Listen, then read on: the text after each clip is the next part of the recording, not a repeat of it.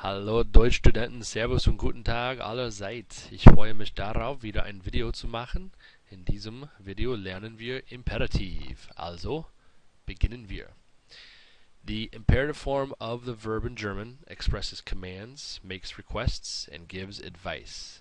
In German there are three imperative forms: Sie, du, and ihr. Let's see how they are applied. For example, if using the verb kommen, the three imperative forms would be kommen Sie, komm for the do form, and kommt for the ihr form. Note, all imperative forms end with an exclamation mark.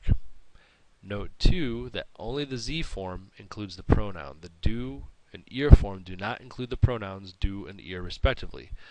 Let's look at some examples with the Sie imperative. To utilize the Sie imperative, it is simply the infinitive form of the verb plus the pronoun Sie. Kommen Sie and gehen Sie. Just as you would conjugate for the Sie pronoun, the same is used in the imperative. With separable prefix verbs, for example, ausgehen, we have gehen Sie aus. There is one example of an irregular verb, sein. It would be seien Sie. For instance, seien Sie ruhig. Now let's look at the ihr imperative. The ihr imperative is the ihr conjugation form of the verb without the pronoun, unlike the Sie imperative which requires the pronoun. Here are some examples. Kommt schnell, esst euer Abendessen, seid ruhig. Fairly straightforward. Now let's look at how it is used with separable prefix verbs. Mitbringen, for instance. Bringt kalte Getränke mit. And last we have the do imperative. The do imperative is simply the stem of the verb. Okay, for example, kommen would be komm. Machen would be mach. And trinken will change to trink.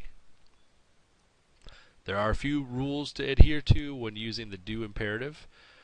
Verbs with E to I or E to IE stem changes in the second and third person use the stem change for the do imperative. For example, lesen becomes lies, and sprechen becomes sprich.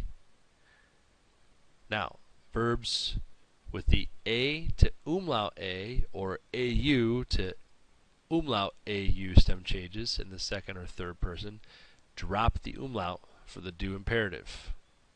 For instance, laufen is simply lauf, and lassen would be las.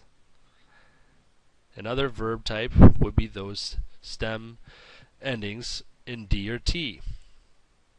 These add an E. For example, finden would be finde.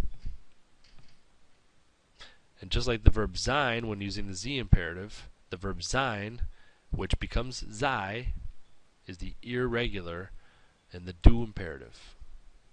Okay? I hope you found this tutorial helpful. Should you have any questions, bitte wie immer, lassen Sie mich wissen und schreiben Sie mir eine E-Mail. Danke und Ihnen einen schönen Tag noch.